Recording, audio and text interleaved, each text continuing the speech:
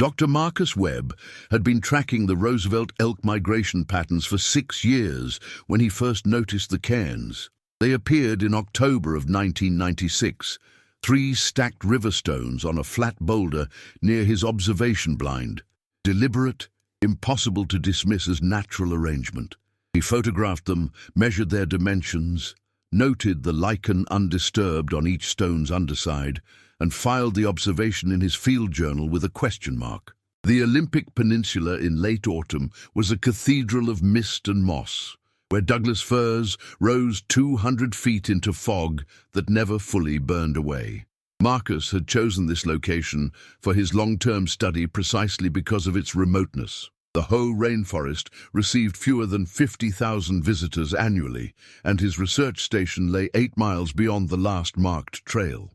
Here, the forest practiced its old rhythms undisturbed, and Marcus had become fluent in its language: the crack of branch under elk hoof, the territorial scream of cougars, the whispering negotiation between wind and canopy. The cairn appeared on a Tuesday. By Friday, Marcus had convinced himself it was the work of an off-trail hiker, though no human tracks marked the game trail leading to his blind. He removed the stones, scattering them back to the creek bed, and returned to his elk counts. The following Tuesday, the cairn returned. Same location, 3 stones. This time, a 4th element had been added. A single feather from a Steller's jay, wedged between the top 2 stones, its iridescent blue impossibly vivid against the grey basalt. Marcus felt the hair rise on his forearms. He had checked this area Monday evening. The cairn had not been there. He arrived at dawn on Wednesday, well before his usual observation time. The construction was fresh. Moisture still beaded on the stones, where they'd been lifted from the creek. He set up a motion-activated camera that afternoon, concealing it in a rotted cedar stump 20 feet from the boulder. Then he waited. For 3 weeks, the camera captured nothing but ravens, deer, and once a black bear sow with 2 cubs. The cairns continued to appear, always on Tuesdays, always 3 stones, always with some small addition. A perfect conical snail shell. A cluster of salal berries arranged in a circle. A smooth piece of quartz that caught light like captured water. Marcus began to leave his own responses. A granola bar, unwrapped. A red bandana, folded into a triangle. A small field guide to Pacific Northwest flora, its pages weatherproofed with contact paper. The granola bar disappeared overnight. The bandana remained for 3 days, then vanished. The field guide was gone within hours. On the morning of November 19th, Marcus found something that stopped him cold. A small basket woven from cedar bark strips, so finely constructed that it held water without leaking. Inside, arranged with obvious care, were 3 items. A stone tool that could only be described as a hand axe, its edge flaked with precision that spoke of intentional manufacture, a carved wooden cylinder covered in geometric patterns burned into its surface, and a bundle of dried plants he recognized as devil's club, yarrow, and something else he couldn't immediately identify. Marcus sat down heavily on a fallen log, his breath coming short. This was not the work of a hiker. This was not random. This was communication, culture, and intention. He was 43 years old, had a PhD in wildlife ecology from UC Berkeley, and had spent 2 decades studying animal behavior with rigorous skepticism. He did not believe in Bigfoot. He believed in data, reproducible results, and the scientific method. But the basket in his hands weighed perhaps 8 ounces and represented hours of skilled labor that no human should have been able to perform in this location without him knowing. Marcus made 3 decisions in rapid succession. First, he would document everything with forensic precision. Second, he would tell no one, not yet, perhaps not ever. Third, he would continue the exchange. He returned to his cabin and spent the evening selecting his response. It needed to be meaningful, useful, non-threatening. He settled on a medical kit, antiseptic wipes individually wrapped, a tube of antibiotic ointment, waterproof bandages, and a small LED flashlight with extra batteries. He placed these items in a waterproof stuff sack and, because it felt necessary, added a laminated card on which he had drawn simple pictographs: a human figure, a hand extended, a question mark. The exchange location became sacred ground. Marcus established protocols. He approached always from the same direction, moving slowly, making soft vocalizations. Not words, but low humming sounds that announced his presence without aggression. He never visited at night. He never brought weapons, not even bear spray. He kept his movements predictable, his schedule consistent. The medical supplies vanished within 3 hours. 2 days later, Marcus found the stuff sack returned, cleaned and carefully folded. Inside was a drawing, not pictographic but representational, executed in charcoal on a piece of birch bark. It showed a figure, massive and bipedal, standing beside a smaller figure that could only be human. Between them, a circle containing multiple objects.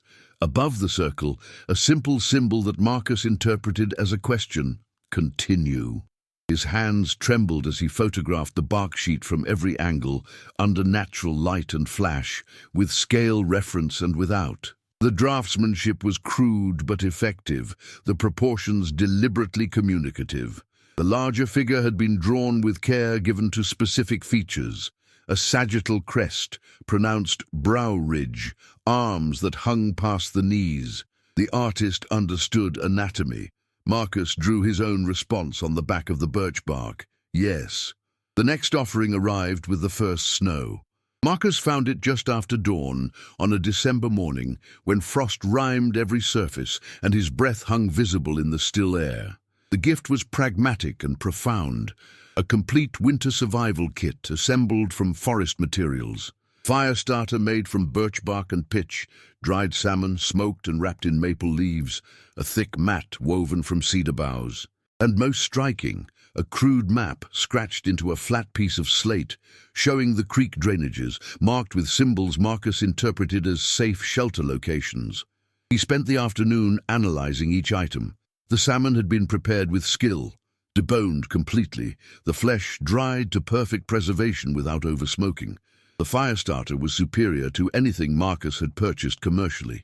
The map's geography was accurate to within what he estimated as 50 meters, remarkable for something created without surveying tools. But it was the mat that moved him most deeply.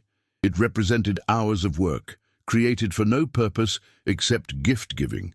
The cedar had been stripped and processed, the boughs selected for size and flexibility, the weaving pattern complex enough to provide real insulation. Someone had made this for him. Someone who knew winter was coming, who understood human vulnerability to cold, who cared whether he survived. Marcus photographed everything, took samples of the salmon for later analysis, and then carefully packed everything away in his cabin. His response took 3 days to prepare. He assembled a reciprocal winter kit, a wool blanket, bright red so it could be seen easily, waterproof matches and a magnesium fire starter, packages of high-calorie food designed for cold weather hiking, and a basic first aid manual he had painstakingly converted into pictographic form, showing how to treat common injuries. He added one more item: a harmonica. It was impulse, sentiment overriding scientific detachment, but Marcus reasoned that music was universal, and this gift-giver deserved more than pragmatic exchange. He included a laminated card showing simple notation, though he doubted it would be needed. The winter deepened. Snow fell in waves, burying the forest under silence. Marcus's research station became an island, accessible only by snowshoe. He continued the exchanges, though they slowed to bi-weekly, then monthly as weather permitted. The gift-giver seemed to understand these limitations. The offerings adjusted accordingly: preserved foods, waterproof coverings, items clearly designed for long-term storage rather than immediate use. In February, Marcus heard the harmonica. He was inside his cabin when the sound drifted through the evening air, not a tune exactly, but a series of experimental notes, someone learning the instrument's range and possibilities. The hair stood up on the back of his neck. The sound came from the direction of the exchange site, perhaps a quarter-mile distant. Marcus moved to his window and stood in darkness, listening. The harmonica spoke in short phrases, repeated and varied. There was intelligence in the pattern, musical curiosity, even something like joy in the improvisational quality of the phrases. It continued for perhaps 20 minutes, then stopped abruptly. He found tracks the next morning. The snow had fallen steadily through the night, but shallow impressions remained, partially filled and softened by accumulation. Marcus photographed them, measured them, made careful casts using dental stone he'd brought specifically for this possibility. The prints were 18 inches long, broad across the ball, showing a flexible arch and toe placement that suggested bipedal locomotion. The stride length was approximately 6 feet, the straddle narrow for the foot size, consistent with a biped rather than a quadruped. Marcus sat in the snow beside the trackway and felt his scientific worldview reorganize itself around this new, impossible data. These were not bear tracks, not human tracks, not any creature in his field guides. These belonged to something that made music, wove cedar mats, drew maps, and understood the symbolic value of gift exchange. He was no longer studying wildlife behavior. He was engaged in first contact. The realization should have terrified him. Instead, Marcus felt a profound sense of privilege, as though he had been selected for a role he hadn't known existed. He was a bridge between worlds, a translator of intentions, a keeper of impossible secrets. He also understood, with crystallizing clarity, that this contact could not be revealed. Not yet, perhaps not ever. The forest that had provided safety for this gift-giver would be overrun within days of any announcement. The Olympic Peninsula would become a circus, a hunting ground, a laboratory. His unknown friend would be pursued, captured, studied, and ultimately destroyed, if not physically, then culturally, reduced from person to specimen. Marcus made his choice there in the snow, surrounded by tracks that would melt with the next thaw. He would protect this contact with silence. Spring arrived slowly, snow receding in uneven patches, revealing a forest floor carpeted with trillium and bleeding heart. Marcus's exchanges with the gift-giver had evolved into a complex dialogue. The offerings had become more personal, more culturally specific. He received carved wooden objects whose purpose he could only guess, ritual items perhaps, or tools for processes he didn't understand. He gave books with extensive illustrations, medical texts, botanical guides, a children's encyclopedia of world geography. One April morning, Marcus found a gift that made his breath catch. A small carved figure, clearly representational, showing a massive bipedal form with exaggerated features. The sagittal crest, the broad chest, arms that hung long. It was self-portraiture, unmistakable in its intention. The carving was crude but effective, created by someone with limited fine motor control but clear artistic vision. Beside it lay a second carving, smaller, showing a human figure with specific details Marcus recognized. His own bearded face, his parka, his characteristic posture. The two figures stood facing each other, their carved hands nearly touching. Marcus understood the message. I see you. You see me. We are both real. His response was immediate and intuitive. He left a detailed self-portrait, a photograph laminated for waterproofing, showing him at the exchange site, his face clearly visible, his posture open and non-threatening. On the back, he wrote in careful block letters, Marcus. Below it, he drew a pictograph he hoped conveyed the concept of naming, a figure pointing to itself with a symbol representing sound or speech. 3 days later, he found a response that would alter everything. The photograph had been returned, carefully preserved. Beside it was a flat piece of birch bark on which someone had drawn with considerable effort and time a detailed pictographic narrative. It showed multiple figures, the large bipedal forms in a group, perhaps a family or clan. It showed them moving through forest, hunting, gathering, creating temporary shelters. It showed them avoiding human areas marked with clear symbols of danger.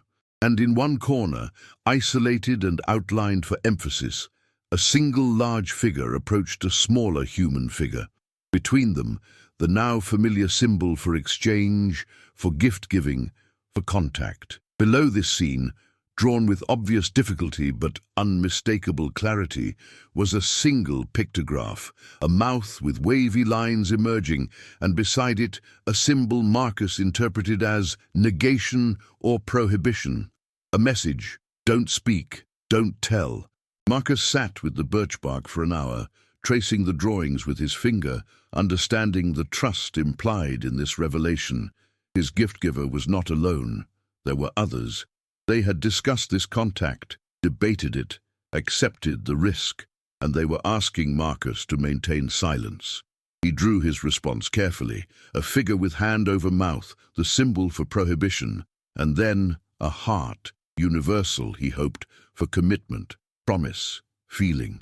He added one more element, a drawing of the exchange site, with a calendar marking future dates, a promise of continuity. The summer of 1997 passed in a rhythm of exchange and slow revelation. Marcus learned to read the pictographic language with increasing fluency. He received maps showing territory the gift-givers used, vast ranges spanning dozens of miles, mostly in the most remote sections of the Olympic Mountains. He learned about seasonal movements, food sources, shelter practices.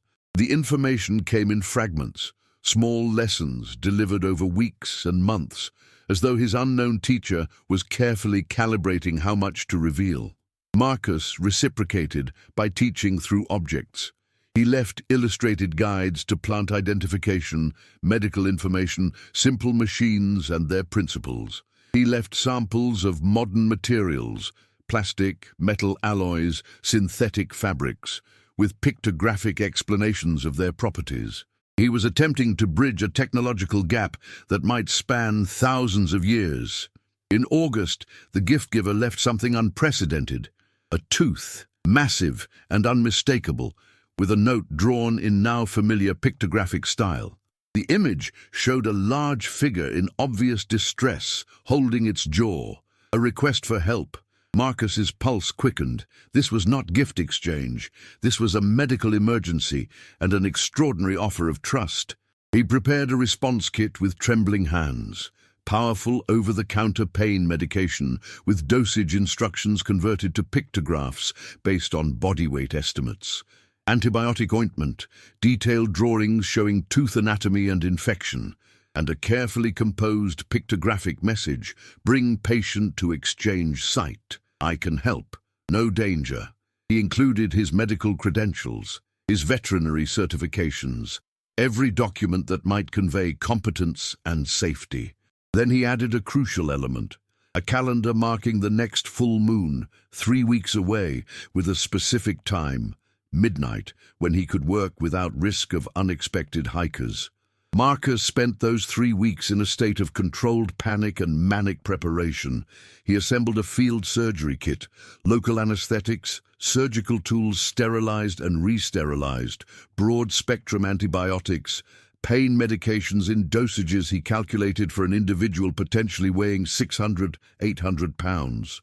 He reviewed every text he owned on emergency dentistry, oral infections and field medicine. He prepared pictographic consent forms, though he had no idea if they would be understood or honored. He also confronted his own ethics. What he was planning violated every protocol of his profession. He was preparing to provide medical care to an unknown hominid without authorization, oversight, or backup. If something went wrong, he could face criminal charges. If it went right, he would possess knowledge that would overturn anthropology, primatology, and human evolutionary biology. The full moon rose through Douglas fir branches on September 12, 1997. Marcus waited at the exchange site, his medical kit spread on the boulder, 2 battery-powered lanterns providing bright, even light. He had dressed in clean clothes, tied his hair back, and tried to project an aura of calm competence while his heart hammered against his ribs. They arrived at 11:43 p.m. Marcus heard them first: movement through underbrush, the crack of branches, a low vocalization that sounded like wind through a cave. Then they emerged into the lantern light, and Marcus Webb's understanding of the world fundamentally restructured itself. There were three of them. The patient was a young adult, perhaps female, based on relatively reduced brow ridge and gracile build, though Marcus was guessing. She stood approximately 7 feet tall, covered in dark, reddish-brown hair that varied from 2 to 6 inches in length across her body. Her face was flat with prominent cheekbones, a broad, flat nose, eyes that caught the lantern light with an amber reflection that spoke of tapetum lucidum, the reflective layer present in many night-active mammals. Her left cheek was swollen, and even from 15 feet away, Marcus could smell the sweet rot odor of infection. The two others were larger, clearly adult, positioned protectively on either side of the patient. One was massive, easily 8 feet tall, with shoulders that seemed impossibly broad.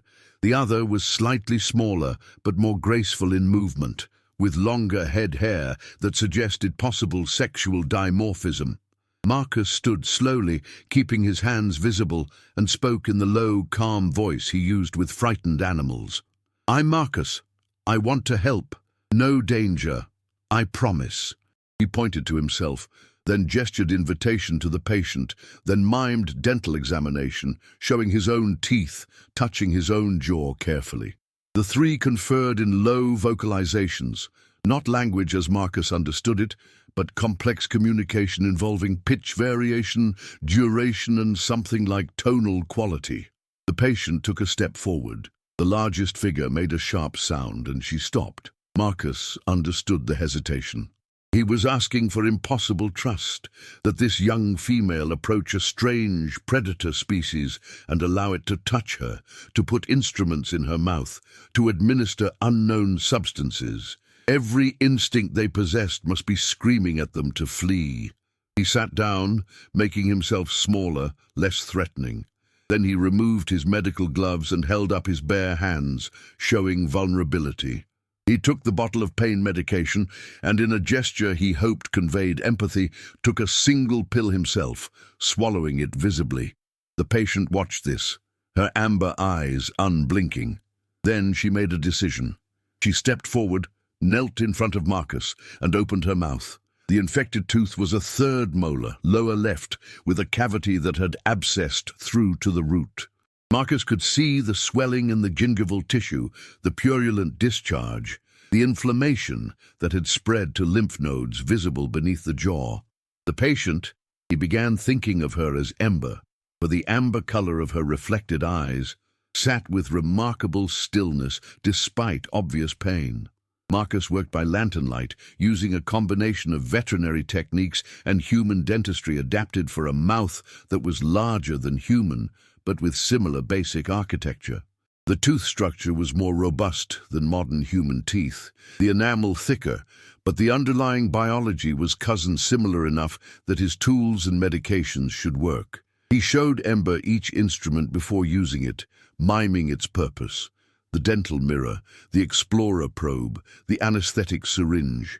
She watched with intelligence that was unmistakable, her eyes tracking his movements, her body language showing comprehension even as it radioed discomfort. The two guardians, Marcus thought of them as sentinel and guide, based on their behaviors, remained at the perimeter of the light, never relaxing their vigilance. Occasionally, one would vocalize softly, and Ember would respond with a grunt or hum. They were monitoring the situation, ready to intervene if Marcus proved threatening. The anesthetic was the critical gamble. Marcus had calculated dosage based on estimated body weight and metabolic assumptions that might be wildly inaccurate. He administered a conservative dose of lidocaine with epinephrine, then waited, watching for adverse reactions. Respiratory distress, cardiovascular irregularities, anaphylaxis. Ember's breathing remained steady. After 5 minutes, Marcus tested the area with gentle pressure. Ember's eyes widened slightly. She felt it, but the sharp edge of pain had dulled. Marcus showed her a thumbs-up gesture. then pointed to his own numb mouth, miming the sensation. She made a soft sound that might have been understanding. The extraction took 40 minutes. The root structure was complex, the infection had weakened surrounding bone, and Marcus worked with exquisite care to avoid fracturing the jaw. He used a combination of elevation and gentle rotation, pausing frequently to check Ember's tolerance. She never pulled away, never showed aggression, though her hands gripped her own knees hard enough that Marcus could see the muscle tension even through her hair covering. When the tooth finally released, Marcus held it up for Ember to see. She had a right to witness what had been taken from her body. Then he packed the socket with antibiotic-soaked gauze, showed her the bottle of amoxicillin with pictographic dosage instructions, and demonstrated the rinsing protocol using salt water. Ember reached out slowly and touched Marcus's hand. The contact lasted perhaps 3 seconds. Her palm was broad, calloused, warm. Then she stood, picked up the tooth Marcus had placed on the boulder, and stepped back to her guardians. The three conferred briefly. Then Guide approached the boulder and laid down something Marcus hadn't expected. More pictographic communication, but this time drawn on what appeared to be processed deer hide. The markings burned into the surface with precision that suggested a hot stylus or ember. Sentinel vocalized, a long, complex sound that rose and fell like speech, attempting to form around a vocal tract not quite designed for it.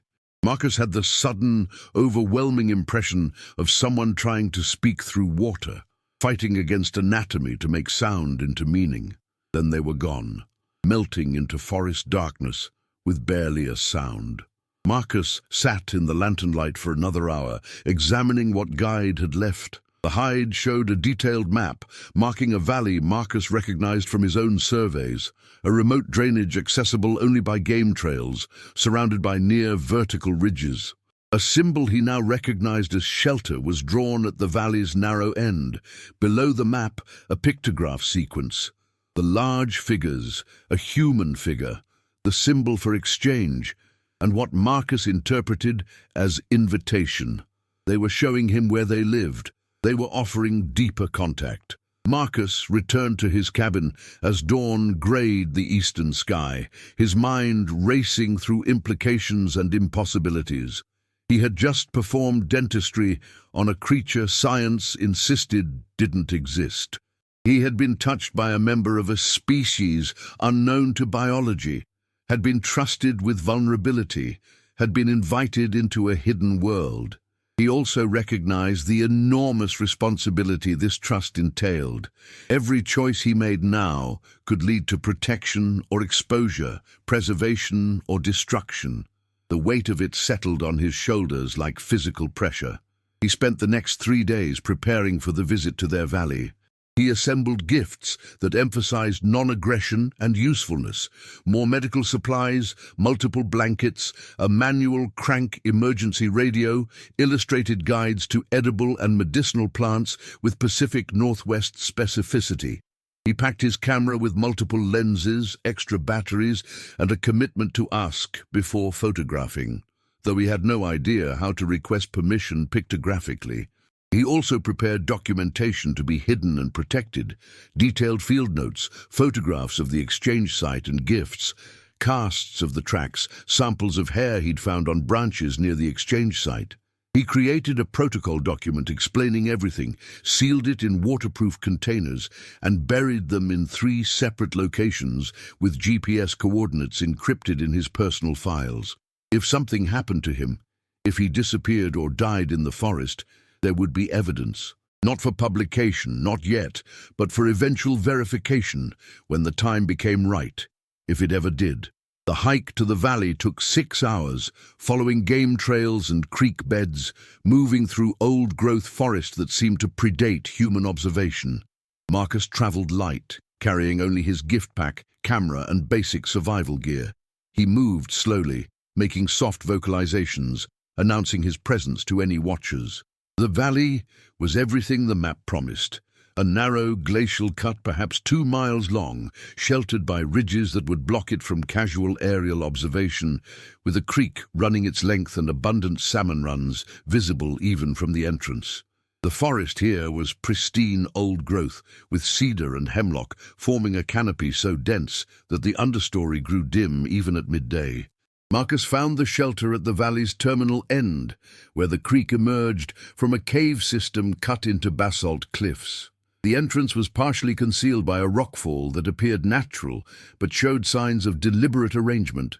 A thin column of smoke rose from somewhere deeper in the formation, fire controlled and maintained. He stopped 50 feet from the entrance and called out, using the low humming vocalization that had become his greeting. Then he waited. Guide emerged first, moving with fluid grace that seemed impossible for something so massive.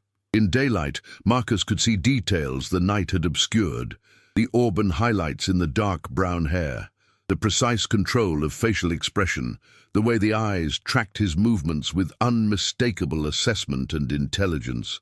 Guide approached, stopped at 10 feet, and performed a gesture Marcus hadn't seen before, both hands placed over the heart, then extended palm up toward Marcus. He interpreted it as welcome, trust, possibly even gratitude. Marcus mimicked the gesture, then slowly removed his pack and began displaying the gifts, showing each item and its function using the pictographic language they'd developed. Guide watched with intense focus, occasionally reaching out to touch an object, testing fabric texture, weight distribution, examining illustrated pages with a care that suggested some level of visual literacy. The guide turned and vocalized toward the cave entrance. What emerged over the next 10 minutes rewrote Marcus's understanding of everything he'd witnessed. They came in ones and twos, Sentinel and Ember, two smaller figures that were clearly juveniles, perhaps 8 and 10 years old by human development standards, and finally, moving with difficulty and enormous dignity, an elderly individual who used a walking stick carved with intricate patterns. This was not a lone recluse or random individual. This was a family, a multi-generational group with social structure, role differentiation, and cultural continuity. They maintained a dwelling, controlled fire, created tools, cared for their elderly and young. They were people. Marcus felt tears start unexpectedly. He was standing in the presence of a human relative, separated by perhaps 300,000 years of divergent evolution, preserved in isolation, maintaining a Pleistocene lifeway against all probability. They were everything anthropology had theorized about archaic hominids, and they were here, real, watching him with cautious curiosity. The elderly one, Marcus mentally named them Keeper, sensing authority and accumulated knowledge, approached with slow care. The walking stick tapped against stone, a rhythmic announcement. Keeper stopped 3 feet away and studied Marcus with eyes that held no fear, only assessment and something that might have been sadness. Then Keeper spoke. Not vocalizations, not the grunting communication Marcus had heard before, but something attempting to bridge toward human speech. The sounds were deep, resonant, shaped by a vocal tract that was similar but not identical to human anatomy. The words, if they were words, came slowly with obvious effort. You see... Marcus's knees nearly gave way. The statement was profound beyond linguistics. It meant they understood what seeing implied: recognition, knowledge, potential revelation. It meant they comprehended the danger he represented and chose contact anyway. I see you, Marcus managed, his voice rough with emotion. I won't tell. I promise. I will protect. Keeper's face shifted in what might have been a smile, though the expression didn't map perfectly to human, emotional display. Then they gestured for Marcus to follow and turned toward the cave entrance. The interior was revelation stacked upon revelation. The cave system extended perhaps 200 feet into the cliff, widening into a main chamber approximately 40 feet across. Fire burned in a central pit, the smoke drawn upward through a natural chimney in the rock. The walls showed signs of long habitation, soot patterns suggesting specific work areas, natural shelves holding organized supplies, sleeping areas marked by woven cedar mats and fur pelts. But what stopped Marcus completely was the art. One entire wall had been converted into a narrative surface, covered in pictographic sequences that told stories. He saw hunting scenes, family groupings, seasonal movements. He saw conflict, large figures in aggressive postures, others fleeing. He saw death, marked by figures lying still while others performed what looked like burial or ceremony. He saw history, culture, and memory preserved in image because spoken language remained partially inaccessible. Keeper led Marcus to a specific sequence near the chamber's rear. The pictographs here were older, more weathered, suggesting they'd been created decades earlier. They showed human figures and the large bipedal forms in various relationships, trading, fighting, coexisting at distance. One sequence showed a human child held by one of the large figures being returned to human adults. Another showed humans with weapons pursuing, killing. The message was clear: we have always known about you, you have always known about us. The memory of contact is old, complex, often painful. Keeper tapped a specific pictograph, a large figure and humans standing together, with the symbol for exchange between them. Then they tapped Marcus's chest, then their own, making the connection explicit. This is you. This is us. This is the choice we make again. Marcus spent the afternoon in that cave, documenting everything with photographs taken only after he demonstrated the camera and received what he interpreted as permission. Keeper's slight nod, guide's hand gesture that seemed to grant consent. He took hundreds of images, the wall art, the tool assemblages, the family members engaged in daily activities. 2 juveniles practiced fire starting under sentinel supervision. Ember prepared food, roots and salmon, plus some kind of gathered green he couldn't identify. Guide worked on what appeared to be basket weaving, their large hands managing the delicate material with surprising dexterity. They allowed him to observe their lives, to witness their humanity, because they had decided he was trustworthy. The responsibility of it was crushing and exhilarating in equal measure. As evening approached, Keeper gestured for Marcus to sit beside them near the fire. The old one had been working on a piece of deer hide, burning designs into its surface with a heated bone tool. Now they handed it to Marcus. The hide showed a complex pictographic statement. Marcus studied it carefully, parsing the symbolic language he'd learned over months of exchange. The message, as he understood it, was this: we are few, we were more. Humans spread, we retreat. Fewer children born.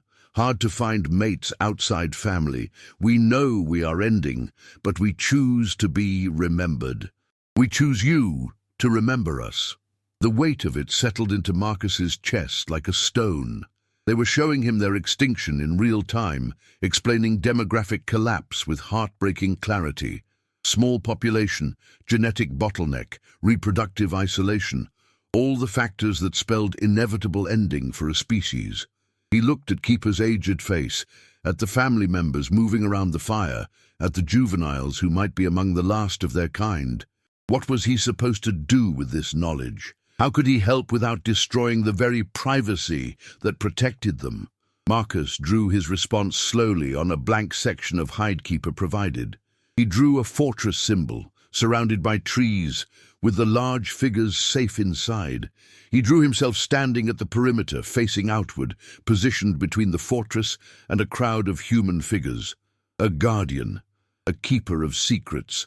Then he drew a medical symbol, a cross universally recognized, and pointed to himself, to his pack of supplies, to the family. He drew a calendar showing regular visits, the phases of the moon marking time. He was offering what he could: protection through silence, medical care, regular contact and support. Keeper studied the hide for a long time. Then they placed their large hand over Marcus's much smaller one and nodded once. Agreement, partnership, conspiracy of preservation. Marcus hiked out of the valley as twilight painted the sky in shades of amber and violet. His camera held documentation that would revolutionize anthropology. His mind held memories of a family engaged in the mundane heroism of survival against impossible odds. His heart held a promise he would spend the rest of his life keeping. The gift exchanges continued, but they had evolved into something deeper, a sustained first contact protocol between species. Marcus visited the valley monthly, bringing medical supplies, educational materials, news of the outside world translated into pictographic form. He taught them about human society, technology, threats. They taught him about their ecology, their history, their culture of memory preserved in art and gesture. He learned they had names for themselves, communicated through a combination of gesture and vocalization. He gradually began to comprehend. The sounds weren't words in human linguistic sense, but meaningful units of communication. Guide's name translated roughly to "she who remembers paths." Sentinel was "he who watches boundaries." Keeper was "old one who holds stories." They had a name for their people too, a sound Marcus transcribed phonetically as Thul Takan, though he knew his pronunciation was probably badly mangled. The term seemed to mean something like forest people or old ones of the trees. He learned about their belief system, which wasn't religion exactly, but a framework of respect and reciprocity with the forest. They viewed themselves as part of the ecosystem, not masters of it. They took what they needed and gave back through their bodies eventually, through their decay, feeding the forest floor. It was a philosophy of belonging that predated agriculture, civilization, dominion. He learned about their fear. They knew their numbers were unsustainable. Keeper had lived long enough to remember 3 other family groups, all gone now, disappeared, died out, or possibly integrated into humanity so thoroughly they lost their distinct identity. The Thul Takan were aware they stood at the edge of extinction, and they faced it with a kind of stoic grace that humbled Marcus completely. In December of 1999, Ember gave birth. Marcus was summoned by an urgent sequence of gifts left at the exchange site: a bloodied cloth, a pictograph showing a figure in obvious distress, a red stone he'd learned meant emergency. He hiked to the valley in winter darkness, carrying every medical supply he owned, terrified he would arrive too late or lack the skills needed. He found the family in crisis, Ember in prolonged labor, the infant positioned wrong, everyone helpless to assist. Marcus had delivered exactly 3 human babies in his life, during required obstetrics rotation in veterinary school, and that had been 20 years ago. But he had Keeper's trust, Ember's desperate eyes, and no choice but to try. He worked by firelight, using techniques he'd learned for breech births in large mammals, adapted on the fly for a hominid anatomy that was similar enough to human. He felt for the infant's position, guided limbs, coached Ember through contractions using gesture and voice tone, since language was impossible.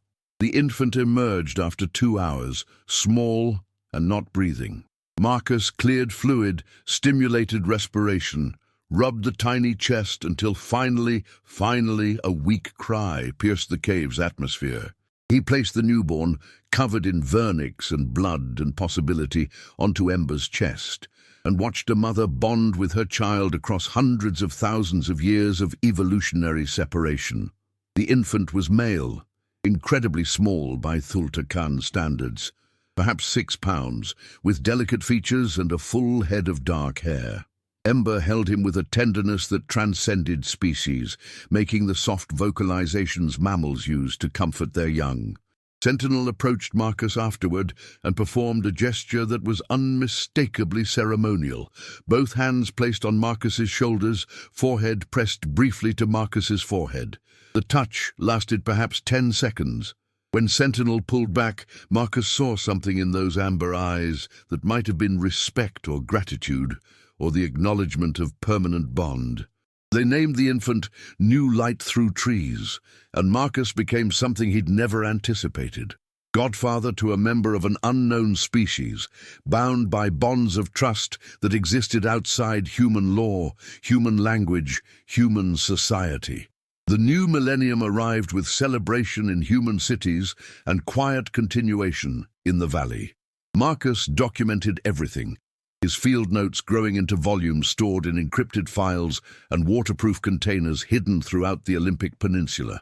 He lived a double life, respectable wildlife ecologist publishing papers on elk behavior and forest ecology, and secret ambassador to a dying people, bearing witness to their final generations. The gifts evolved into collaborative projects. Guide taught Marcus to weave cedar bark baskets, using techniques that probably predated human agriculture.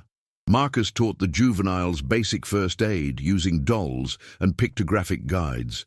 Keeper and Marcus worked on creating a comprehensive pictographic dictionary, bridging their communication systems towards something more flexible and nuanced. But the shadow knowledge, the awareness that this family represented perhaps the last 20 or 30 Thul Takan in existence, colored every interaction.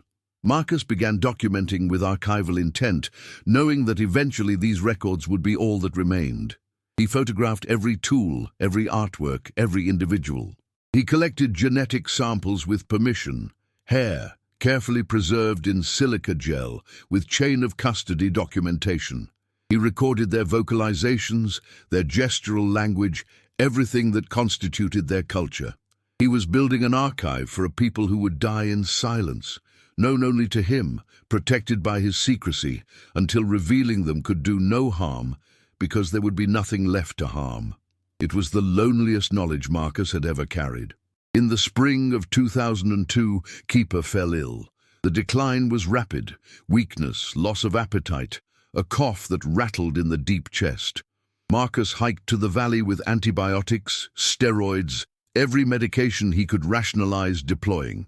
He set up a field hospital in the cave, monitoring vital signs with veterinary equipment, administering IV fluids, fighting pneumonia with drugs designed for human lungs.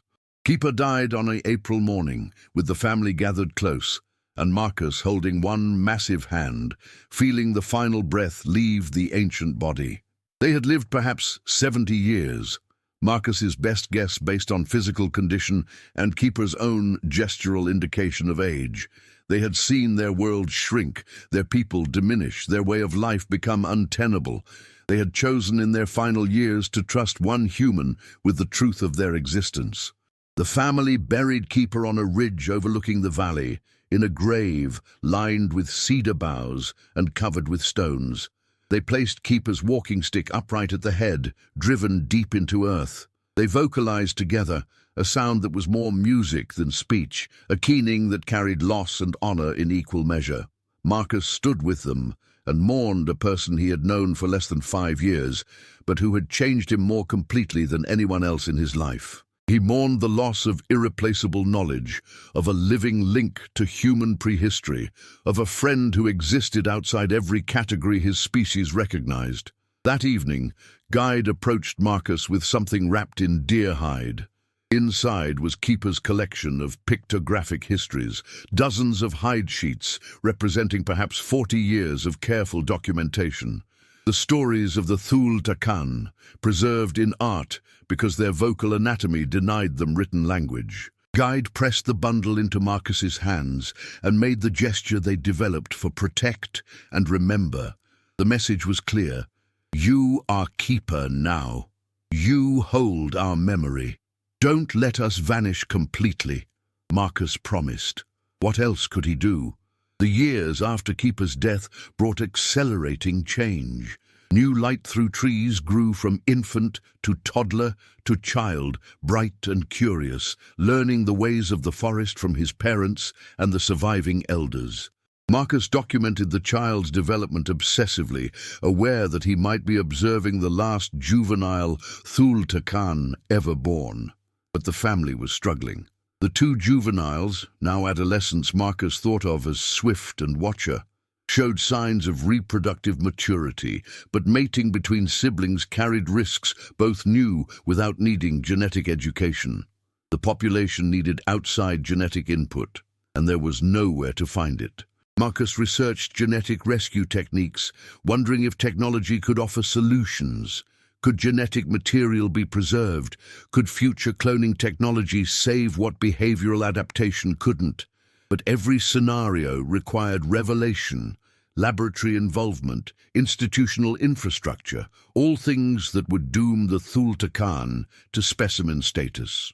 He was trapped in an impossible dilemma: preserve their freedom and watch them die, or reveal them and watch them lose everything that made their lives meaningful. The decision was made for him. In June of 2003, a recreational drone pilot captured footage over the northern Olympic Peninsula that went viral within days. The video was brief and shaky, but it showed something moving through a clear-cut area that was too large to be bare, too bipedal to be human. The figure paused, looked up directly at the drone, then vanished into tree cover. The footage was ambiguous enough for mainstream science to dismiss, but clear enough for cryptozoology enthusiasts to declare vindication. Within a week, the Northern Olympics became a destination for Bigfoot hunters, equipped with drones, thermal cameras, and systematic search protocols. The family's territory was 30 miles south, but the pressure was moving closer. Marcus began seeing evidence of intrusion, trail cameras mounted to trees he'd never seen before, boot prints on game trails that had been empty for years, once a distant helicopter doing low passes over remote valleys. He hiked to the valley in a panic, carrying news and warnings.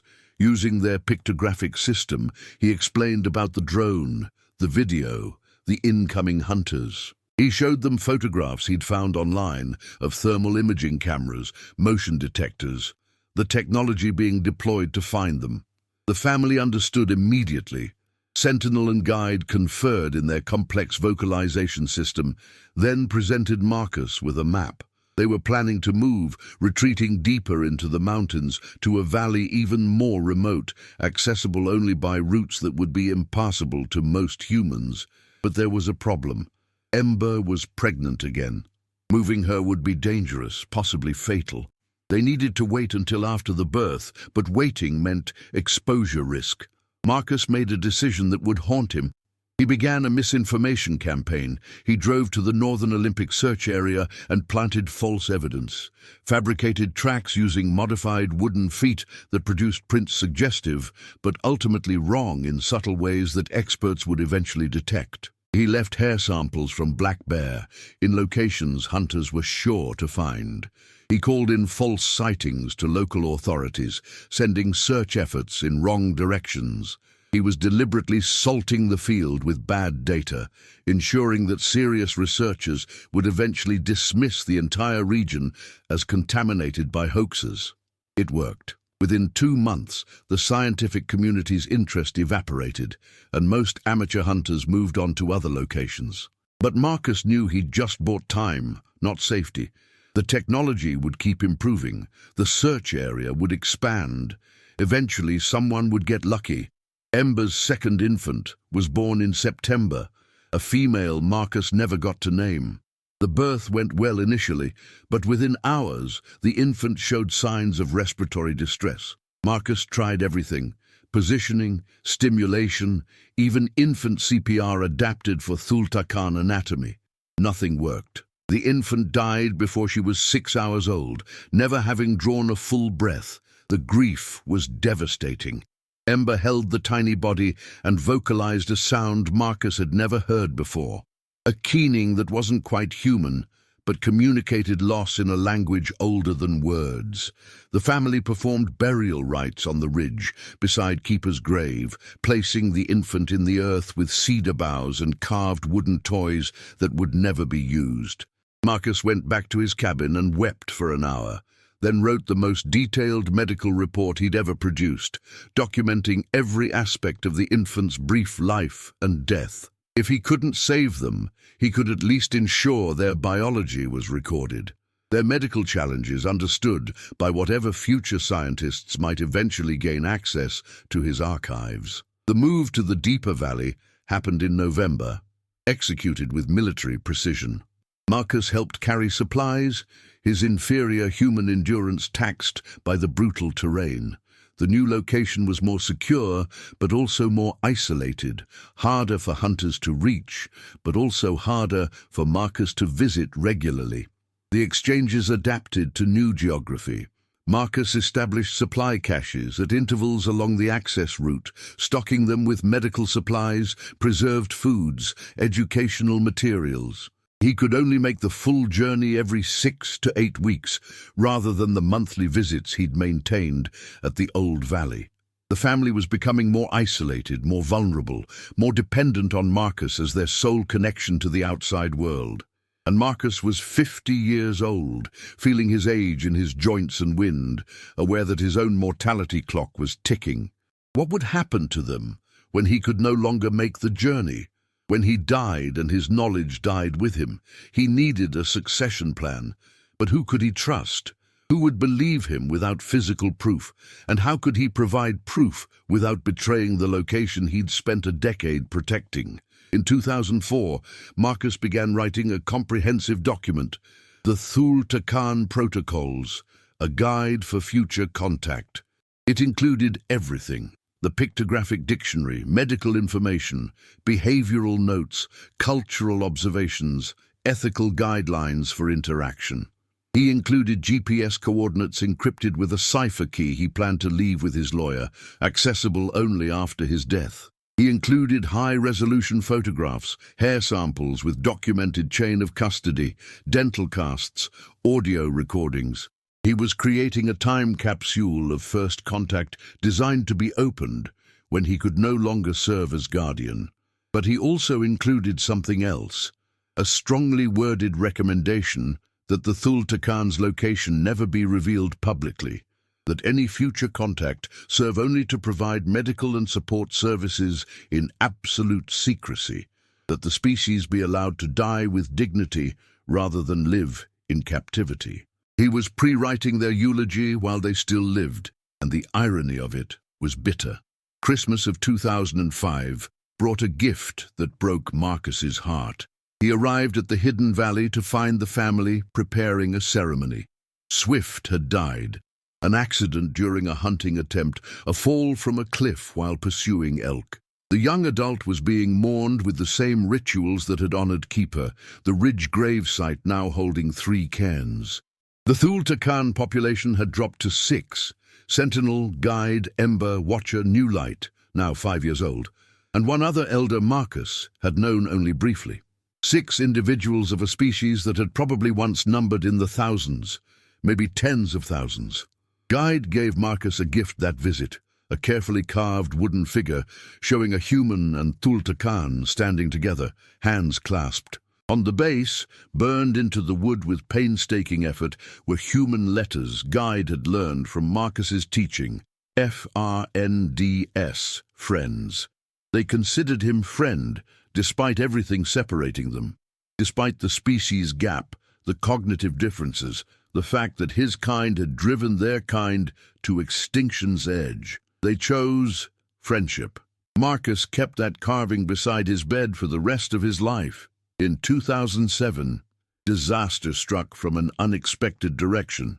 West Nile virus.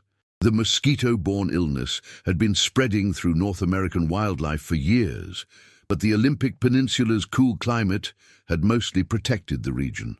That changed in an unseasonably warm summer. Marcus arrived for a scheduled visit and found the family in crisis. Watcher was feverish, disoriented, showing signs of neurological involvement. The elder was already dead, buried hastily without ceremony. Marcus battled the virus with supportive care, IV fluids, fever management, round-the-clock monitoring. He stayed for 2 weeks, abandoning his regular life, calling in sick to work, living in the cave, and fighting to save a life that science didn't acknowledge existed. Watcher died anyway, slipping away despite everything Marcus knew and tried. The family was down to 5. Marcus hiked out of the mountains carrying grief like a physical weight. He was failing. They were dying on his watch, and he lacked the resources, the infrastructure, the support to save them. His secrecy was protecting their dignity, but ensuring their death. He began to wonder if he'd made the wrong choice. Should he have revealed them years ago, when there were more, when genetic rescue might have been possible? Was he watching them die when revelation, for all its costs, might have given them a chance? These thoughts circled his mind like vultures, offering no comfort and no answers. In 2008, something unexpected happened. Guide became pregnant. It was impossible, shouldn't have happened. Sentinel was clearly Guide's brother or close cousin, and inbreeding of that degree rarely produced viable offspring in large mammals. But Thultakan biology followed rules Marcus didn't fully understand. The pregnancy progressed normally, despite Marcus's concerns. He hiked to the valley every 2 weeks, bringing prenatal vitamins he'd adapted from veterinary supplies, monitoring Guide's health, preparing for every contingency he could imagine. The infant was born in December, during a blizzard that trapped Marcus in the valley for 4 days. The birth was normal, the infant healthy. A male, slightly smaller than New Light had been, but vigorous and loud. They named him Last Snowfalls, and Marcus understood the symbolism. This might be the last Thultakan ever born, but the infant gave them hope. 4 adults, 2 children. It was unsustainable long-term, but it was something. Marcus documented every moment of Last Snow's early development, aware that he might be recording the final chapter of a species that predated modern humans. The gifts between Marcus and the family had evolved far beyond their original simple exchanges. They now traded in complex ideas, collaborative projects, shared stories. Guide was teaching Marcus their gestural language, and Marcus was teaching the children to read simple English words. New Light could sound out basic sentences, his vocal anatomy struggling with certain phonemes, but managing enough for communication. Marcus, Frarend, the child said once, and Marcus had to walk away to hide tears. The year 2010 brought technology Marcus had dreaded. High-resolution satellite mapping publicly available, showing the Olympic Peninsula in detail that revealed previously hidden valleys. Trophy hunters and adventure tourists began penetrating areas that had been effectively inaccessible a decade earlier. Marcus found evidence of intrusion just 2 miles from the family's valley. An abandoned campsite, energy bar wrappers, boot prints that were far too close. He began laying false trails again, but he knew time was running out. The family knew it too. Sentinel and Guide discussed it in Marcus's presence, using the gestural vocal hybrid language he could now partially understand. They were considering whether to attempt one final move, deeper into the mountains, or to simply remain hidden until the end came. They chose to stay. They were tired of running, tired of retreating. This valley was home. If it became their grave site, so be it. Marcus respected the decision, even as it terrified him. In 2011, Marcus was diagnosed with type 2 diabetes. The condition was manageable with medication and lifestyle changes, but it was a reminder of his own mortality. He was 58, had dedicated 17 years to protecting the Thultakan, and had no idea how much time he had left. He began transitioning his documentation to digital encryption, ensuring that even if he died suddenly, the archives would survive. He updated his will, leaving instructions for his lawyer to deliver sealed packages to specific researchers he trusted to handle the information ethically, but only after both Marcus and the Thultakan were gone. He was planning for a world where he would no longer be bridge between species, where the Thultakan would exist only in archives, photographs, and his carefully recorded memories. The gifts that year were elegiac. Guide gave Marcus a cedar bark cloak she'd woven over 6 months, decorated with geometric patterns that told the story of their contact, the first cairn, the tooth extraction, New Light's birth, the long years of friendship. It was art, history, and farewell woven together. Marcus gave Guide something he'd been preparing for years, a comprehensive medical manual written entirely in pictographs, showing treatment protocols for every condition he'd observed or anticipated. It was healthcare translated across a cognitive gap, his life's work as physician to an unknown species, bound in waterproof covers and designed to outlast him. They understood each other perfectly. These were gifts for when he could no longer come, when the visit stopped, when the Thul Takan were finally, irrevocably alone. Spring of 2012 brought the encounter Marcus had always feared. He was hiking to the valley on his regular route when he spotted someone else on the trail, a young woman, mid-20s, carrying expensive camera equipment and moving with the confidence of someone who knew the terrain. Marcus intercepted her, playing the role of concerned forest ecologist, warning about dangerous terrain ahead. She introduced herself as Sarah Chen, wildlife photographer, looking for Roosevelt elk during calving season. Marcus spent an hour subtly redirecting her, suggesting better locations south and east, citing fictional hazards in the valley system ahead. She seemed convinced, eventually hiking off in the direction he'd indicated. But Marcus knew his security was compromised. If one photographer had found this route, others would follow. The valleys were becoming accessible, and the Thul Takan's protection was eroding. He reached the family and delivered the warning. They needed to implement new security protocols. No fires during the day, no external activity that might be spotted, absolute silence when humans were in the area. The family adapted, but Marcus could see the cost. They were becoming prisoners, living in fear, their world shrinking to a cave, and the immediate vicinity. New Light, now 10 years old, asked Marcus a question in halting English. Why hide? Why not friend other humans? How do you explain to a child that most humans would see them as specimens, curiosities, property? That revelation would mean pursuit, capture, laboratories, cages. Marcus tried to convey it in pictographs and simple words, showing the darkness of human curiosity, untempered by respect.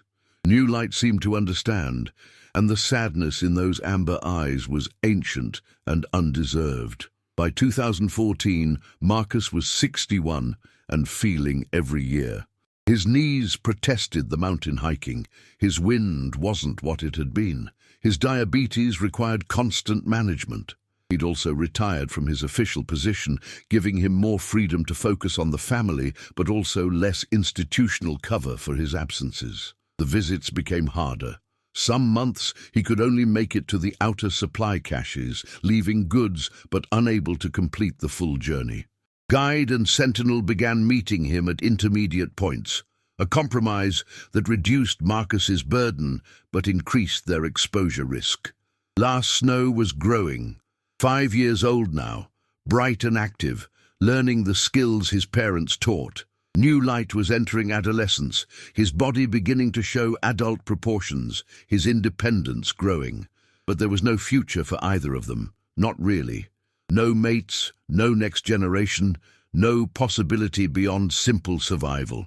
Marcus began having conversations with Guide about genetic preservation. Could they provide blood samples, tissue samples? Would they trust him to store genetic material for possible future use, even if that use might be decades or centuries away? Guide considered for a long time, then agreed. Marcus collected samples using sterile technique, preserving them in liquid nitrogen in a storage facility 3 hours away, rented under a false name and funded by careful savings.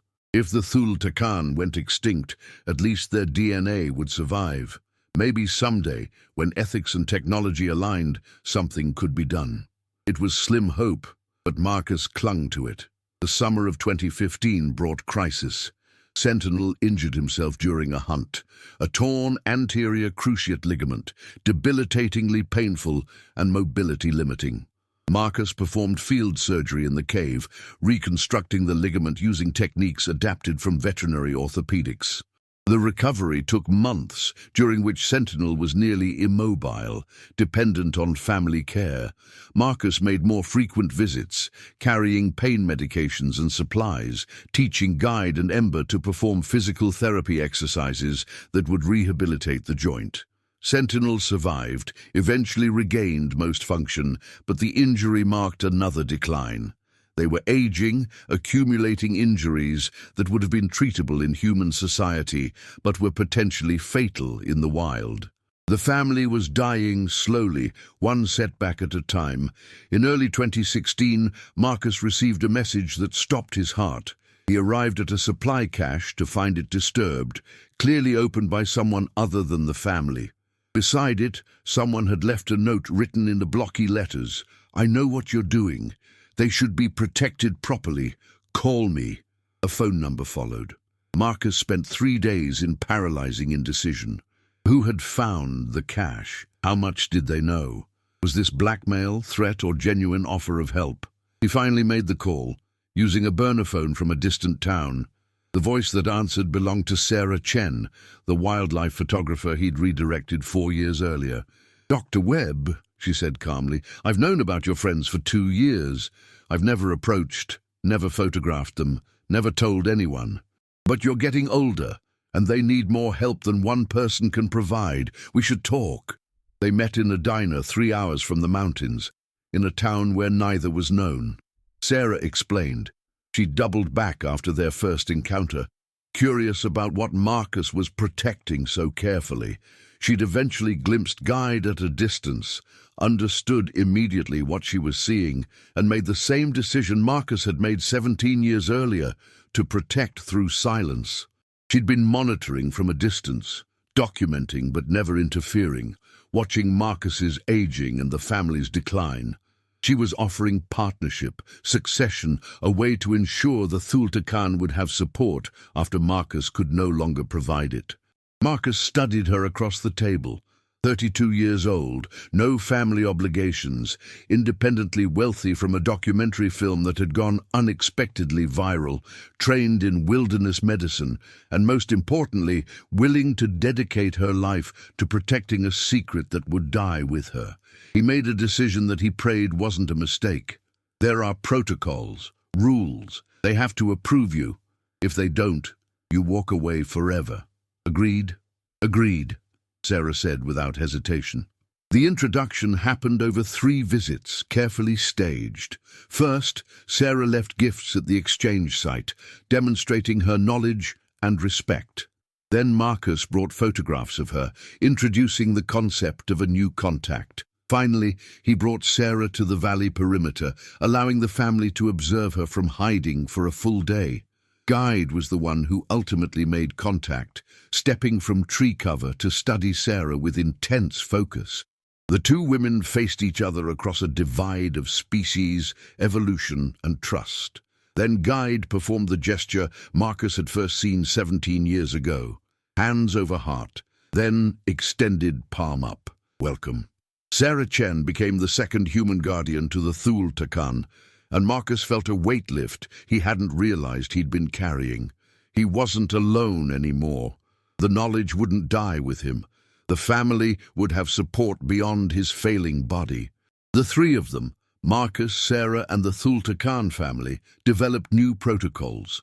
Sarah's youth and fitness allowed more frequent visits, better supply delivery, improved medical response time. Marcus transitioned to advisory role, teaching Sarah everything he'd learned about Thulta Khan biology, culture, and communication.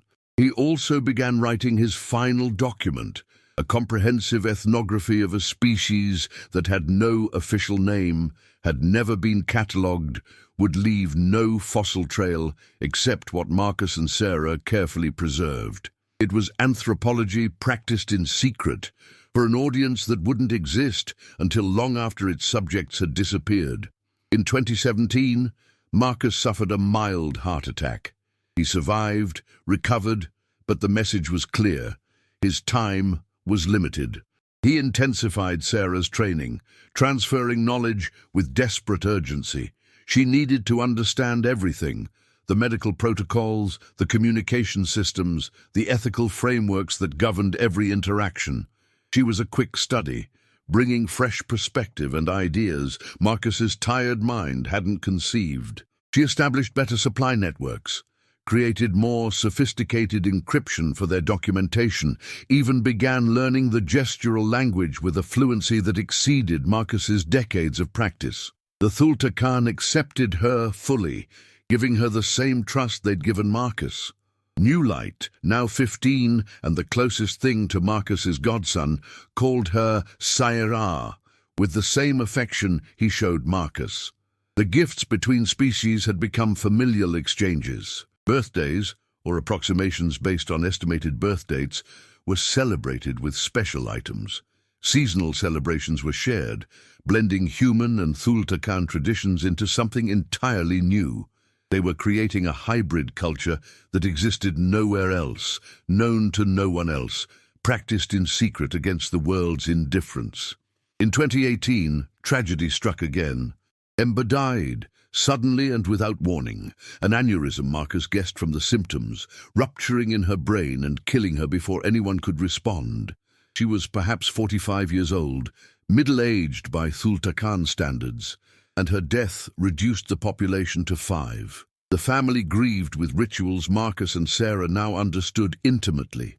The ridge graves grew to 8 cairns, a cemetery marking a species extinction in slow motion. Guide, now the family's matriarch, gave Marcus a gift after Ember's burial, a hide painting showing the complete family tree of everyone they knew. 3 generations, spreading back before Keeper, showing perhaps 40 individuals. Most were marked with the symbol Marcus knew meant death. Only 5 figures remained unmarked. "We last," Guide said in labored English, the words costing her obvious effort. "You remember all?" "I will remember," Marcus promised, his voice breaking. "We will remember, every one of you, forever." As 2019 turned toward 2020, Marcus was 67, his body failing in the measured ways bodies do. He could no longer make the journey to the valley. Sarah became the primary contact, visiting weekly, maintaining the relationship, providing care. Marcus transitioned to archivist role, organizing decades of documentation, writing contextual explanations, ensuring that when the time came, researchers would understand not just what the Thultakan were, but who they were, people with culture, history, dignity, and choice. The final gift came in October of 2020. Sarah brought Marcus to the valley one last time, half-carried when his strength failed on the steep sections. The family gathered around him in the cave, in the place where he'd delivered infants, fought disease, witnessed life and death across a species boundary. Guide brought out something Marcus hadn't seen before, a cedar box carved with intricate patterns, sealed with pitch. Inside, wrapped in the softest deer hide, was a collection of everything the family treasured. Keeper's walking stick, carved and worn smooth, the wooden figures showing human and Thultakan as friends, every drawing, every hide painting, every tool with personal significance. Guide placed the box in Marcus's hands. The gesture was clear. "Keep us, preserve us. When we're gone, show the world we existed." "Not yet," Marcus said, his eyes flooding. "You're still here. You're still alive. We don't give up while you're still here." But he accepted the box, understanding what it represented.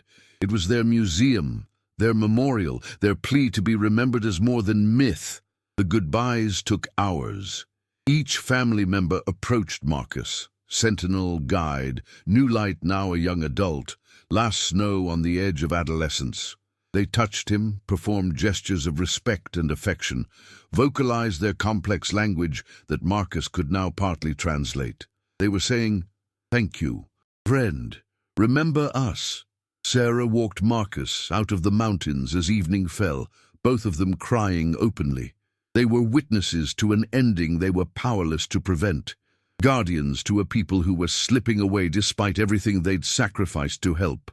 Back in his cabin, Marcus opened the cedar box and spent the night with the Thultakan's treasures spread around him. Artifacts of a species science didn't acknowledge. Proof of a contact no one else could verify. Memories of 17 years spent as bridge between worlds. He began writing the final chapter of his ethnography, the one he'd hoped never to write. By the time you read this, the Thultakan will be gone, died in silence as they lived, in the forests that gave them shelter and hid them from the species that displaced them. I protected them by keeping them secret, and in doing so, ensured that no one would fight to save them. This is the moral weight I carried. Every day of their hidden lives was a day they remained free, but also a day they died without help that revelation might have brought. I made my choice. I chose their freedom over their survival. I hope I chose correctly. I fear I didn't. Remember them. Not as cryptids or legends, but as people who loved their children, honored their dead, created art, developed culture, and faced extinction with dignity. They were human relatives, separated by time and evolution, but connected by the fundamental qualities that make a creature a person. They trusted me with their story. I'm trusting you with their memory. Don't let them become footnotes. They deserve better than erasure. If you found this story moving, please consider engaging with more speculative fiction that blends scientific rigor with profound human themes. Subscribe for more stories that explore what it means to be human and what it means to encounter those who exist just beyond that boundary.